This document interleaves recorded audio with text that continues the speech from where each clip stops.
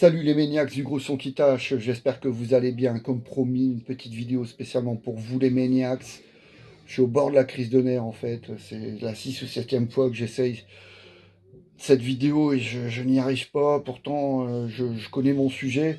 Je vais parler de reprises. Donc voilà, les reprises, tout le monde adore, les fans adorent. Ça leur permet de découvrir des morceaux de groupes qu'ils ne connaissent pas. Les groupes, ils adorent les reprises parce que ça leur permet de rendre hommage à leurs influences principales. Et pourtant, ouais, voilà, je suis prêt, hein, mais je suis pas content. Donc là, dernière tentative, les Maniacs. Voilà, j'expliquais, les fans, ils aiment bien les reprises parce que ça leur permet de découvrir des titres de groupes qu'ils ne connaissent pas. Par exemple, en 1985, j'ai découvert la reprise de Steppenwolf, Born to Be Wild. Je ne connaissais pas Steppenwolf, je ne connaissais pas Born to Be Wild, donc j'ai découvert par la reprise de Raven. Très bonne reprise, on dirait que c'est un de leurs morceaux en fait, à la sauce Raven. C'est vraiment une reprise à la Athletic Rock, donc j'ai adhéré. Et donc là, vous allez voir, ben, y a plein de bonnes reprises. Il y a même des groupes qui, malgré leurs morceaux originaux, on serait presque tenté de les considérer comme des groupes de reprises. C'est curieux, mais c'est le cas. Serait-ce le cas pour Anthrax? Friand de l'exercice depuis Fistful of Metal, s'il vous plaît, en 1984, où ils avaient repris le I'm 18 de Alice Cooper. Et depuis, ils ont repris tout le monde, de Radiohead à Public Enemy, en passant par Trust, bien sûr, Antisocial. Et ils jouent même Antisocial encore sur scène. C'est en 88 la reprise, et on est en 2025, ils le font encore. Ils se sont carrément approprié le titre. Tout comme ce God the Time, je pense qu'il a joué encore sur scène, reprise de Joe Jackson, et un des moments forts de l'album Persistence of Time en 90.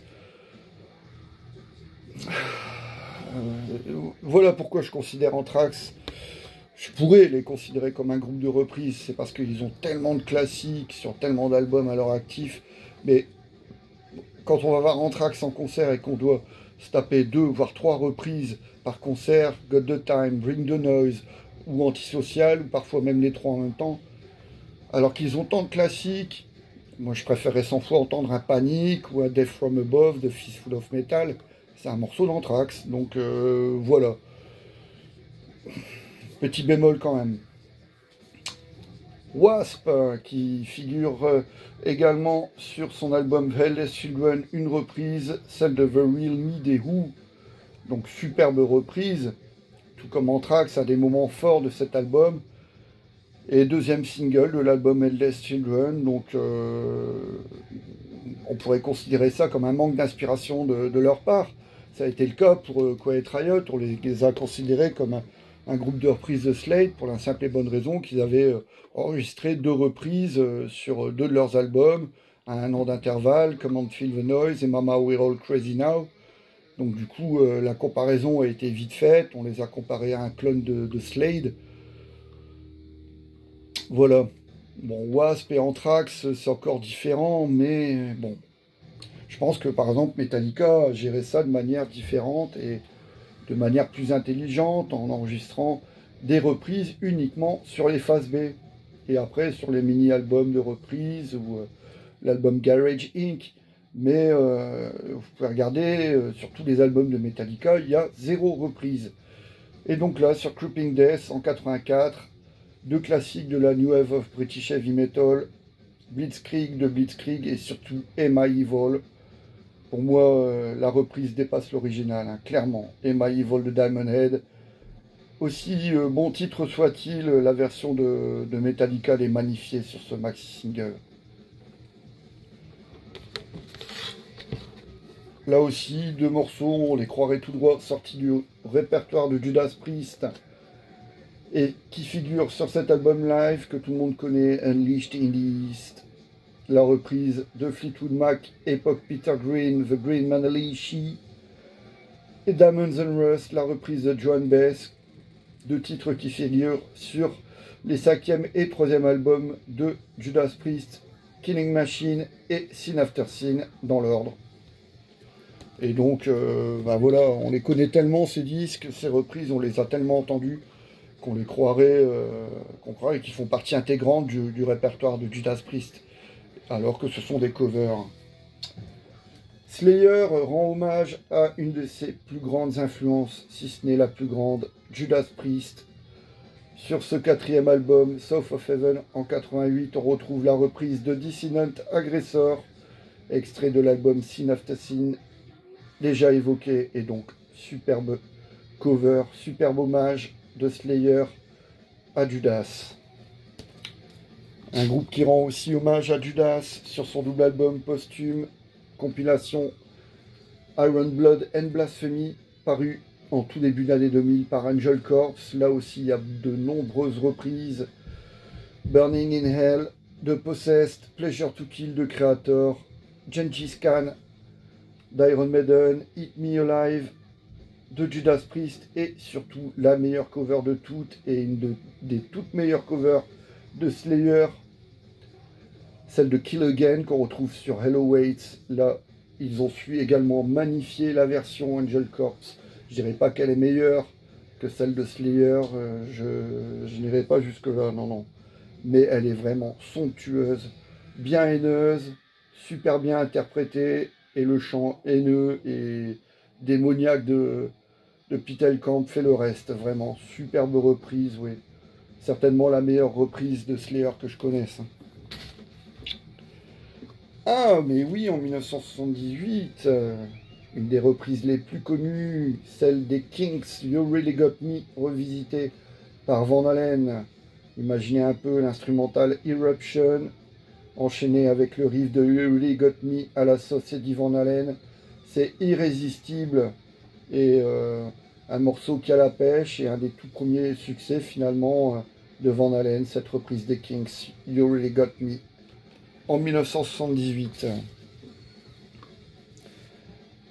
1983, je découvre d'abord la reprise de Helter Skelter qui figure sur ce deuxième album de Motley Crue, le très connu Shout at the Devil. Et plus tard, j'apprends qu'il s'agit d'une reprise des Beatles.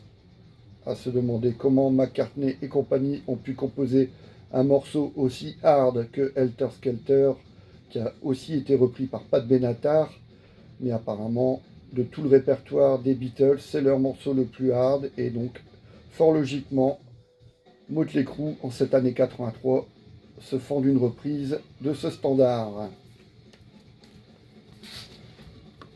Une des premières reprises d'AC/DC à la sauce trash, c'est Onslaught qui l'a réalisé.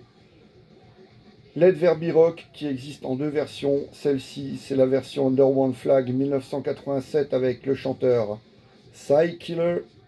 Et il y a une deuxième version sortie sur l'album In Search of Sanity sur le label London en 89 avec un autre chanteur, Steve Grimmett, le chanteur de Grim Reaper.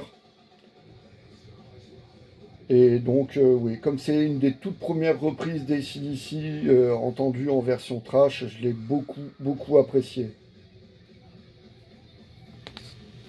Bien péchu. Récemment, j'ai beaucoup apprécié la reprise de Loss of Control de Mr. Bungle, Mike Patton et son Mr. Bungle, avec bien sûr Scott Ian et Dave Lombardo. Extrait du double live enregistré pendant la pandémie, donc un live sans public. Et vraiment superbe reprise avec le son de la mort. Et donc Loss of Control, c'est un morceau, ouais, on ressent bien l'influence de Dimebag Darrell, que Dimebag Darrell a pu ressentir à l'écoute de ce titre, quand on écoute A New Level et Loss of Control, ouais. L'influence est plus qu'évidente. Ok les Maniacs, dernière reprise pour ce soir, ma favorite, et oui, ce n'est pas du métal. Une reprise hilarante qu'on retrouve en générique de fin du film Las Vegas Parano, la reprise de Viva Las Vegas par Dead Kennedys. Superbe reprise avec le chant hystérique de Jello Biafra. On a l'impression qu'il se fout de ta gueule quand il chante en fait Jello Biafra. Tellement il est vénère et ouais, on dirait qu'il cherche un peu la bagarre. Donc ouais, c'est vraiment ma reprise favorite. Quand j'entends l'intro de batterie, ah les Dead Kennedys, reprise de Viva Las Vegas, c'est mortel. C'est le genre de titre, tellement il est court, je peux l'écouter 4-5 fois de suite. Extrait de l'album Fresh Fruit for Rotting Vegetables en 1980. Pour ceux qui aiment le bon punk de San Francisco. Yes, les Maniacs, j'ai réussi. Vous allez retrouver cette vidéo très vite, les Maniacs. J'espère que vous l'apprécierez. Si vous avez des covers, des reprises favorites, si vous reprenez des covers avec votre groupe, n'est-ce pas Stéphane, Beer Maniac, eh bien, vous pouvez les proposer en commentaire sous cette vidéo. En tout cas, je vous dis à très vite et ouais. See you les Maniacs.